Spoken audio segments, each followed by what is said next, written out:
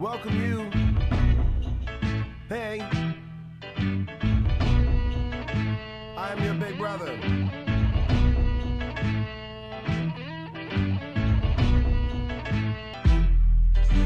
Where will you be for the revolution? Welcome to another edition of Sideliners with Jiggy, Chris, and myself, Matt Miles. And we got a lineup for today, don't we, guys? Yes, Matt, we do. Matt, I love the suit. Thank you. Can we talk about it right off the bat? Oh, we're going to talk about this right off the bat. The suit is amazing. Where'd Where'd you get this from? You know, I got it from Olympia Sports. They sponsor me now, so You're sponsored? I'm sponsored. Okay. But it's a wonderful thing. It's not from Dollar General. I just want to put that out there. And it wasn't on clearance. Oh, wow. This was for Craig Sager, you know. It was a good Rest idea. in peace, Craig. I love it. But let's get right to it. You know, I'm wearing some Jets memorabilia here going on. So let's go into the NFL. Yes. Jiggy, let's start with you. We have the Rams. We're going to talk about the Rams. The Rams are all to a hot start right now. They're Very number hot. one in the NFC West. And if I'm not mistaken, they're one of two teams left undefeated right now in the NFL.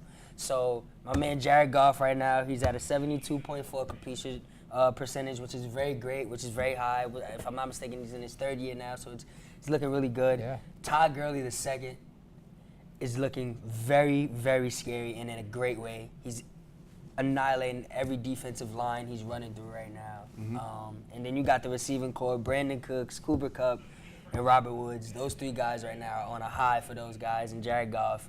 And he's basically making those guys look really good. And LA's looking really good right now. So how do you guys feel about the Rams?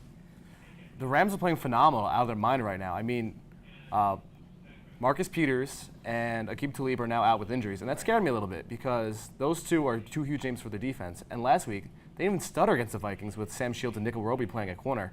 I mean, the Rams, I think, are without a doubt the best team in the NFC by far. Yeah, for sure. I think the one thing that I love also is their defensive line, Aaron Donald, and Ndamukong Suh, and Michael Brockers. Those three guys are like the leading force for their D-line. Those guys are no games to play with. That's scary. I mean, Sue should be arrested. Because he practically robbed money from the Dolphins. I mean, now he decides to play defense. He played defense in Detroit. Hey, Who's Dolphins. next to Aaron Donald? He's not getting all the attention anymore. I think that's the thing, but they're a very good team. Yeah. They were really good last year, and they had actually a chance to really push the envelope and make a name. But Goff has taken another step, and you get into the conversation. Is it better for a rookie quarterback to sit a year and learn under a system and then come in? Because even Mahomes, we look at Mahomes now with the Chiefs, he looks better in his second year, and he sat behind, Alex Smith. So is it actually just a quarterback maturing, or is it, part of the process? I think it depends on the quarterback, honestly. See, if you look at Carson Wentz got everything out his rookie year. He threw as many touchdowns as interceptions, and his second year should have won MVP. I mean, I think it really depends, because Jared Goff coming out, same draft class as Carson Wentz, was not ready. Right. He looked phenomenal. He looked very flashy, but he didn't know the playbook well enough, so he needed that time to sit. Carson Wentz was ready to go. The Eagles had Sam Bradford just in case, and they traded him, and Carson Wentz looked phenomenal. I think it really depends on Chris, the are you quarterback. saying Carson Wentz should have won MVP over Tom Brady? Absolutely. Yes! What's wrong with that? Did you not watch? I'm a I can't Cowboys believe- fan, and all I'm right, saying Carson all Wentz should have won right. MVP. I'm not even going to go there with you right now. I but disagree. like you said, Chris, it depends on the quarterback, right? It depends on the system that you're in. When you look at guys who are coming into the league and they're starting off rip, you look at guys like Cam Newton, who started off rip. He's doing really great for himself. You're looking at other guys who had to maybe come off the bench and wait their turn. Tim Tebow. Yep. Don't get it wrong now. Tim Tebow is somebody, we may laugh, but... Please no, Skip Bayless. No. Please I'm What not do you listening. got against Tim Tebow? He's a great is guy. not a bad quarterback. You want a playoff game? Right, exactly. All right, listen. Maybe the mechanics may mess you up or whatever the case is, the way he throws, whatever. He's not a traditional quarterback. But in all reality, when he came off the bench for the Broncos and he actually had to step up to the plate, Oh, yeah, he did. he stepped he up did. to the plate. He got a playoff For one win. game. Oh, come Oh on. my You're gosh, killing me. Matt, come Okay, on. All right, Matt. It's the I mean, suit. if you really want to put value on Tim Tebow, just look at him on the Jets. He was a punt blocker, for heaven's sake. What is he doing now? He's playing for the Mets AAA team now. Yeah, he's so- doing pretty well for himself in the Mets, though. He So. is doing well, and I wish him the best of luck. Just don't come back to football. All right, so I want to talk about a quarterback that didn't start right away.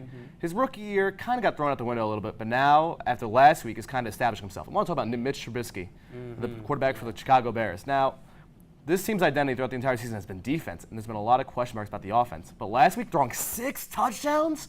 I understand the Buccaneers have a terrible secondary, but 6 touchdowns? Yeah. I mean, I think this puts the Bears' offense on the radar as one. I think they're one of the best in the league. I mean, Bill Nagy, what he did last year in Kansas City, rejuvenating Alex Smith's career, was phenomenal. And to bring that to Chicago, I really think now that Trubisky is set, I think he could be one of the better quarterbacks in the NFL. Yeah, for sure. 19 for 26 and a career high 354 passes. That's insane. He had 45 fantasy points. 6 touchdowns, and if I'm not mistaken, 5 of those were thrown in the first half. Yes, 5 of those were in the first half. So I mean, he's doing his thing right now. The Chicago Bears are looking really solid. Ever since they traded Khalil Mack, it's been nonstop greatness for the Chicago Bears. How could you not be great after getting arguably the best defensive player in football? It's a head coach change. Sometimes it's just a fresh face, and sometimes you don't like hearing an old raspy voice talking to you. So, it's one of those things. I think different ideas, different dynamics that you can bring to a table. Their defense was top 10 last year, and they were only getting better. So they're a scary team to watch in the future, too. They're young players on that Great team. young players at that. So, and then the Saints. Let me tell you, my boy Drew Brees. I love Drew Brees, let me tell you. He's a GOAT. Great quarterback. He's up there with Aaron Rodgers and Tom Brady. I'll Without put a him doubt. at number 3. I'll put him at number 3. The fight for number 2 could be between Brady and Rodgers, but for sure that third spot, it goes to Drew I look Brees, for forward sure. to a Rams-Saints matchup. Really? I do, because I think the Saints have every tool to get to the Super Bowl. See, I think they do. I don't know. coming into the season, my bold Super Bowl prediction, which it does not look like it's happening anytime soon, was the Chargers and the Saints, because they have very complete teams. But the reason why I don't look forward to a Rams-Saints matchup, where's the Saints defense been?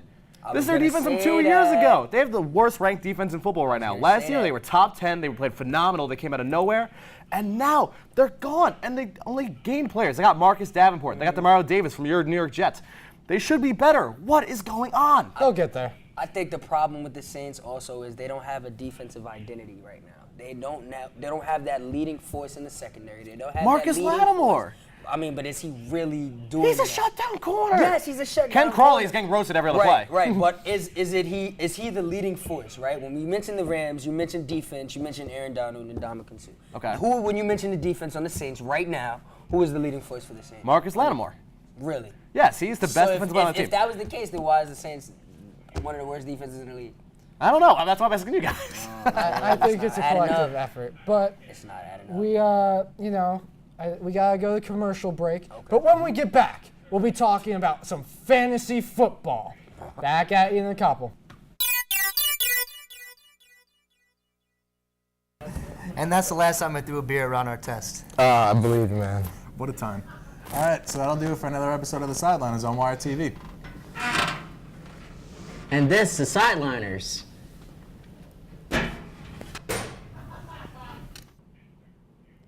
And we're back. Me and Chris gonna be talking some fantasy football and what to put in for this Sunday and tonight. Chris, any ideas? Well, first off, I know waivers already happened. It's Thursday. Most people would have picked up players already. But the players that need to get picked up this week, I want to start off with T.J. Yeldon. Now, Leonard Fournette has been nothing but a disappointment because of his injuries this season, and T.J. Yeldon has been nothing but step up to the plate. I've always felt bad for him because he was a second-round pick running back out of Alabama who played pretty good his rookie year, but when Leonard Fournette's on the board, you're not going to pass on him. But he's a very talented running back, and going up against that Kansas City defense, which has been atrocious all season, that's a matchup I really like. In one of my leagues, I have him starting at the flex. Another player I really like is Keke Coutee, the slot receiver for the Houston Texans, came out of Texas Tech. I liked him coming out of college. I didn't think he would see a lot of playing time, but he's really established that slot receiver role. And last week in his first game, had 15 targets, 11 receptions for 104, and I believe a touchdown. That's insane for a fourth-round pick to have that type of production right away. I mean, you can see why Deshaun Watson loved throwing to slot receivers in college. Yep. And even in the past, he's liked throwing to Bruce Ellington, who assumed that role last year. So Keke Coutee, definitely on my waiver wire. If you're in a deeper league, like a 12-man league, I would definitely add him right away. In a 10-man, I'd wait a little bit because he's got Will Fuller and DeAndre Hopkins there. And my third guy, he hasn't on a bye this week, but he played phenomenal last week. A guy by the name of Taylor Gabriel. the number 2 receiver for the Chicago Bears. Now, he went off. He was 7 for 7, 7 targets, 7 receptions for 106 and 2 touchdowns. Now, I know there's a lot of heads to feed in that Chicago offense with Tariq Cohen, Jordan Howard, Allen Robinson, and when Anthony Miller, the second-round pick, comes back from his injury. But Taylor Gabriel looked phenomenal. And Mitch Trubisky really likes throwing to those speed receivers, and Bill Nagy really likes to plan for them, like he did with Tyreek Hill in Kansas City. When he comes back from this bye, I could really see him popping off after this. Absolutely. And, Calvin Ridley, for anybody that has Calvin Ridley, do not keep him on the bench. Put him in every game, because even in those games that are against tougher opponents, he's proving that he's another dynamic to Julio Jones, who are both Alabama products. Yeah. So it's sort of interesting to see in that sense how they go about, and that's why Matt Ryan is doing well, is he's got 2 very talented wide receivers. And also another guy I think that people have to be aware of is Montgomery on the Packers. Really? I think because he's a dual threat of both rushing and receiving, and they've more transitioned him into a running back on that team that Aaron Rodgers can go to. I think he's going to get a lot of snaps, and I think he's going to collect some good amount of yards. Because, who they got? They got Jimmy Graham and, all that, and they got some big, core in terms of the offense, but you need somebody that's an extra dynamic that I think could be good in a flex situation. I think he personifies a flex player. Yes. He is a wide receiver transition to running back who plays pretty well at both positions. But with Jamal Williams and Aaron Jones, who I think is really going to take the lead in that backfield, I don't know if I could trust him on a week-to-week basis. On a team where he plays a defense as that's going to keep it very high scoring, I could see him getting a lot of snaps. Yeah. I could see him getting a lot of third down snaps on 3rd and longs. But I don't think I could trust him every week. I think on a deeper lineup, you could definitely put him in. Absolutely. With quarterbacks, Matt Ryan, you can't go wrong with. Currently, you can't go wrong with Tom Brady or Aaron Rodgers. Whoever has Mahomes, Good for them. Good for Good them. for them. Just want to give a shout out. Whoever has Mahomes, good for you. Because he is doing very well. And in tight end situations, Gronk has been hurt. Kelsey and, Graham are going to be some good tight ends to have on your team. Definitely. Tight end has been very scarce this year. I was fortunate enough to draft both Jordan Reed and Tyler Eifert, but That's Tyler pretty good. now he's out for the year with a broken ankle. But that's fine. Jordan Reed had his bye week, so now I can start him consistently week in and week out as long as he doesn't get hurt. Absolutely. And before we cut to another commercial, I want to sort of talk about just quickly Earl Thomas with the situation of him getting hurt and just how he handled it. It's sort of a shame with the Seahawks organization going on right now. It is. Both sides handled it very unprofessionally, Yep. what Earl did on the field and what the Seahawks pressured Earl to come back. Earl should have held out for his money, and because of this, I don't see Le'Veon Bell coming back anytime soon, because that proves what could happen if you're on that one-year deal and decide, I'm going to play for the team. Absolutely. Well, after this commercial break, we'll get back to MLB and NBA.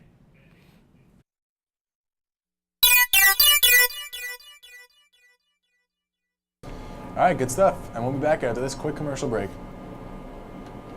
All right, good stuff, guys. We got 30 seconds. We'll come back and we'll talk about basketball, right? Talk about basketball? Yeah, sounds good. The Knicks have been horrible lately.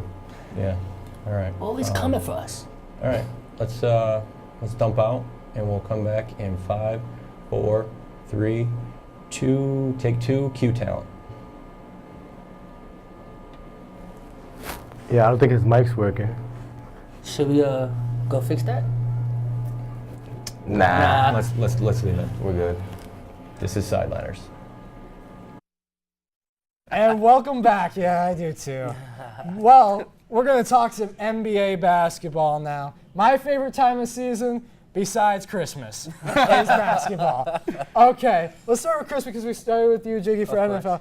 Chris, what are you looking forward to this NBA season? Who you sort of want to watch? And maybe some even MVP predictions. Wow, that's a lot to throw me in one shot. I like to do that. I'm excited to see where Jimmy Butler starts the year. Because as much as it's really getting downplayed that he's going to play with Minnesota, I keep hearing rumblings that he's going to get moved. And like Carmelo Anthony last year, the same situation happened where he might get moved, maybe not. He just got moved like that. And I feel like that same situation could easily happen to Jimmy Butler. I'll look out for the Miami Heat who actually, the Timberwolves asked the Miami Heat for Bam Adebayo, Josh Richardson, and a first-round pick for Jimmy Butler. If I'm the Miami Heat, I'm sprinting to the phone to make that phone call to make that deal happen. like you, Chris, I definitely pretty excited to see where Chris Bosh. Ha. Chris Bosh is back, everyone. I miss And Chris we Bosh. didn't even Jimmy know it. Butler. I'm excited to see where Jimmy Butler goes because at this point, like you said, where Melo was, he kind of forced himself in a rough situation, and that's what happened where you see where they got the first round elimination to a young guy named Donovan Mitchell. But anyway, Rookie, by the way. in Jimmy Butler's case, Jimmy should have said something a long time ago. Yeah. You're in preseason, you know, it's not like Melo's case where Melo kind of had an entire summer to sit on it. And half a season. Almost half of a season, but he had majority of the summer. You know what I'm saying? Yeah. And it was all about where's Melo gonna go? Where's Melo gonna go? Where's Melo gonna go?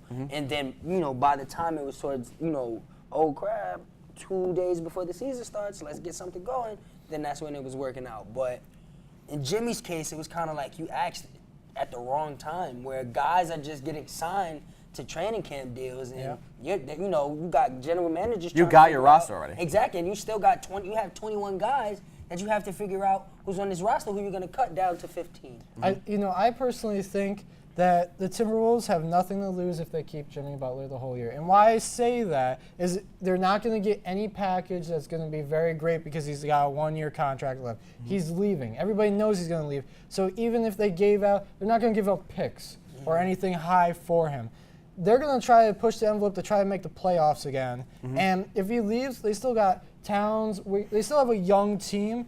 Yeah, Jimmy Butler is a big part of that team. But I'm still not convinced that Jimmy Butler can actually carry a team by himself. And it's just a sign in Chicago.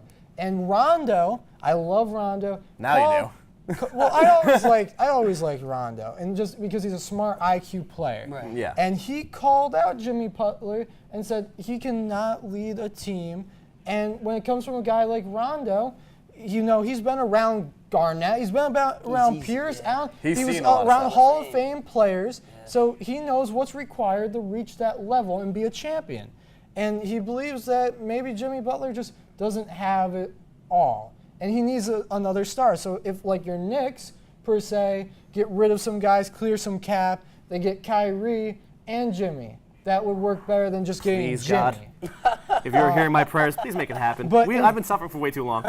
Yeah, I think every Knicks I'm fan reminiscing to would. the point when Raymond Felton was my point guard. Please bring Kyrie When Irving and Jimmy Jason Butler to Kidd the Knicks. and Please. Marcus Thank you. Camby were on your team. Look, we had and the it was Kenya like the Martin. senior It was like, center. yeah, but it was Kenya Martin still wilding out. We still had Raymond Felton Tyson doing his Chandler, thing. Defensive Player of the Hey, Year. Thank you, Chris. Don't do JR, that. Iman, Man, Melo, Don't do that, man. Stat, Don't do that. Don't do Jason that. Kidd. Okay. Nothing so- like Mike Woodson. Where is he now? Mike Woodson's a great coach. I think he he is. deserves that coaching job. Alright. Anyways, MVPs. Okay, so we're gonna Jiggy. talk these GM surveys. There was the GM survey recently, and these GMs actually put together a survey, and it's an annual thing. They come up with these questions, and we figure out who's gonna do their thing this year. So the first question was, who will win the 2018-19 Kia MVP? Number 1, LeBron James. Number 2 is Kevin Durant. How do you guys feel about that one? I disagree. I'm not the biggest fan, just because, I mean, LeBron winning MVP in LA would. The only situation I see that happening is the Lakers stun the West and pull a top 3 seed. That's the only way I see that happening. And Kevin Durant winning the MVP with the Warriors, I don't see that happening because there's too many. Steph. There's too many mouths to feed.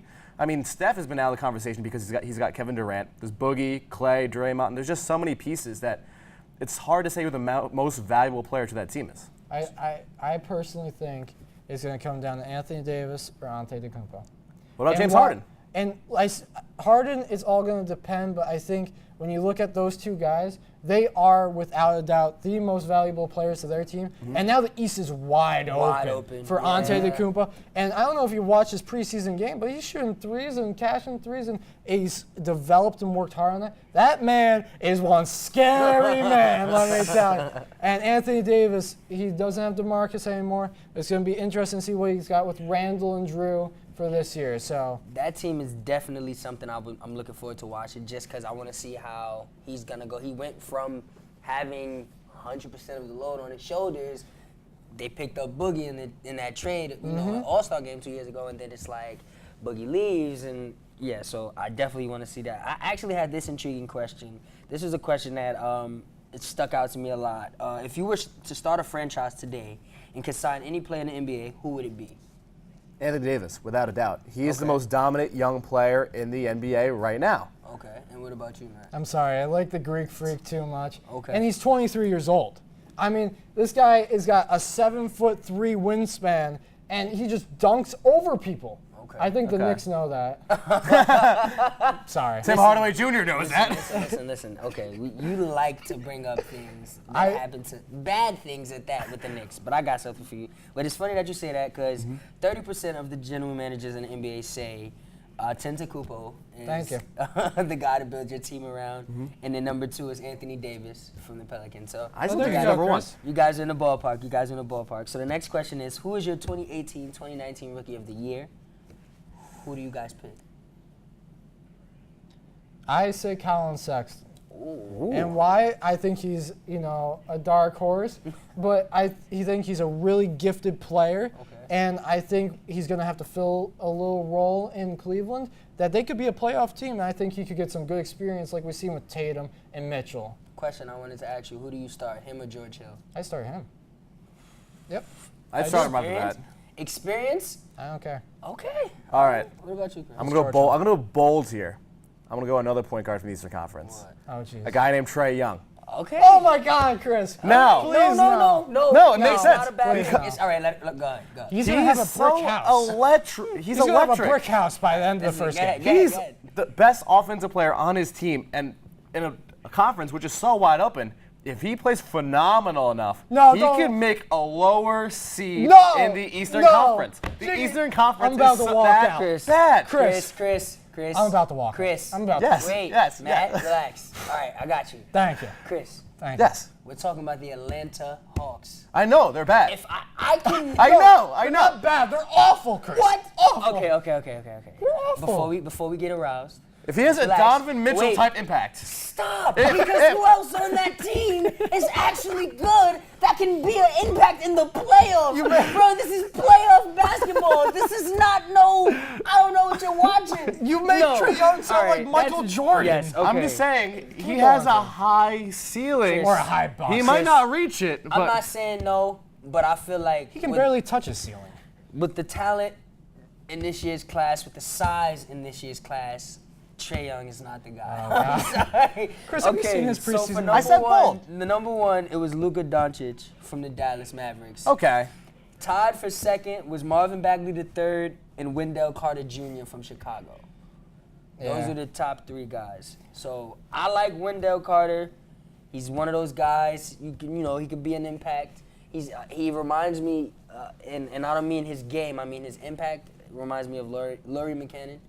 His that guy with his elbow injury, unfortunately. But yeah, so for sure. I hate to cut you off, Jiggy, but we got to move on to the next topic. All right, no problem. So, we got baseball season. It's October, folks.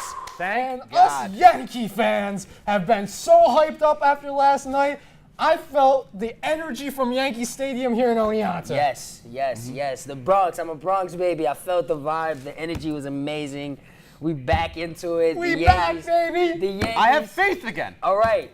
Here comes the big question. Let's relax. Let's calm down. Okay. Okay, Jiggy, we're here. All right. hit me We're with it. listening. We're facing a 108-win Boston Red Sox team. We're facing Mookie Betts. We're facing a Chris Sales. We're facing a David Price. We're facing David Price? Okay, yeah. I hope we face David Price. Let's, let's face him all 4 games. Listen, this is different. It's postseason baseball. This is a different energy. So what I want to ask you guys is, who is the X factor coming into Game 1? Well, my first, the mindset should be, it's 0-0. Okay. Record is 0-0. Regular season, it has a part, but it's playoff time. Playoff atmosphere is totally different, and this Yankees team is, an X factor that from last year, and now they've made a role. I think McCutchen is the X factor for the New York Yankees and what he could potentially bring to the table because he is an MVP. He did lead, Pittsburgh to the playoffs. He has playoff experience, and let me tell you, he can hit pretty well when he really gets it going. My X factor, I'm going a little bit different direction. I'm going Gary Sanchez for this reason. my Now, God. during the regular season, No, it's not. I'm not upset. let me explain Yes. myself because I knew. Yet. Yeah, exactly. Now, during the regular season, he finished batting 188, And he seemed to be one of the, if not the weakest link for the Yankees. Now we know he could play very well at times. If he could play at a couple steps better than he is right now, I hope so. get a couple hits, hit a couple dingers, look like a little bit of that old Gary Sanchez we know and love, that would be huge for the Yankees. 'Cause the Yankees, you said the Red Sox were 108. We're 100. We're not that far off. I know they got the division and we're the wild card, so it looks like we're that much under them, but we're really not. I feel like if Gary Sanchez really turns it up and the Yankees keep playing the way they are, they have a shot of beating this phenomenal Red Sox team. My X factor is gonna have to be Luke Voigt, and I say Luke Voigt because that guy has been on a tear since we got him in this trade. Yeah. Ever since we got him in the trade, he's been doing really well. Mind you, he came from the Cardinals. He was doing pretty good on the Cardinals, but he's the biggest bat we have right now. He won AL and Player of the Month. Yes. in September. Also, first career triple he hit in the wild card game. So That was huge. That was huge. And it was a huge run he bring in. And it was just he's the guy right now. He's the guy that and he's one of those bats. And I feel like the Yankees have so much offensive power that when you look down in our lineup, it's like, oh, I forgot you have. Yeah, everybody's so Gleyber focused on Torres, Judge. Edward. Everybody's so focused on Stanton. Yep. Everybody's so focused on Sanchez. You guys are forgetting. Didi Gregorius can still hit that ball. Yeah, he can. You know what I'm saying? We still have Luke Voigt. We Yep. still have guys who can hit the Andujar. ball. Andujar. Torres. Torres. We're in good shape. It really comes down to the pitching staff. Yes, And how the pitching. pitching staff is going to look. And I just want to say a little fact for Luke Voigt. Every time he hits a home run, his grandmother pays him $25. I heard about that. And one. that's not the even- kind of that's phenomenal. grandmother I like. I'll Even try to hit with all home the runs. money he makes now, 25 right? bucks. And Let's we, go. we can't be completely biased to the sport of baseball. Yes, we're Yankees fans, but we also got to talk a little about the Rockies Yes, taking yes, down the yes. Cubs That was an at amazing one. Wrigley. Yes. And That was a so great that's game. a good game, so I sort of want to talk about that real quick. 13-inning game, and it came basically down to 2-out RBI single. Yeah. And Tony Walter kind of just came out and showed them it's time. Yep. The Rockies needed one under their belt. They needed one under their belt, and it came at the right time. They beat the right team. Unfortunately, the Cubs were not the team to beat this year, Yeah. so they took them out of that race. But They'll get I'm Bryce pretty. Harper. I'm pretty. Wait, what? I'm pretty They're going pretty to get proud Bryce of those Harper. The guys. Cubs are going to get Bryce Harper. Bryce Harper's going to the Phillies. I don't know what you're talking about. Bryce Harper's coming to the Yankees. He's coming to the He's Yankees. not going to the Phillies. He's going to the Him and Yankees. Machado are going to hit each other up. Going to the Yankees. Chris, you're saying That's Machado it. and Harper going to the Phillies? All right. Phillies. Okay. Okay, Can we get to let's talk about the postseason. just go to the postseason. Go ahead. Sorry. NL wild I card. shouldn't have brought that up. Rockies versus Cubs. What did you guys think? I thought that was a huge game because the Rockies, they've been good the past couple of years, but not good enough. And this kind of solidifies them as a contender in the National League, beating a former World Series champion in that Chicago Cubs. I feel terrible for the Cubs. The Cubs kind of have some of the pieces they had from the World Series run. Chris Bryant, Rizzo, they had a Daniel Murphy.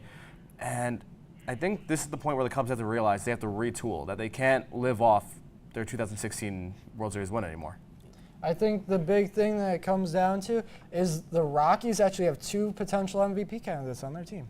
And Arenado and Trevor Story. Yeah. And I think that's a big thing, and their pitching staff is sort of underrated, but it's going to be interesting to see going forward how these teams are going to look. But that's all the time we have today on Sideliners. We'll catch you again next week with Jiggy, Chris, myself. Have a good Kobe. one, everyone. Let's go Yankees. Let's go Yanks. Let's go.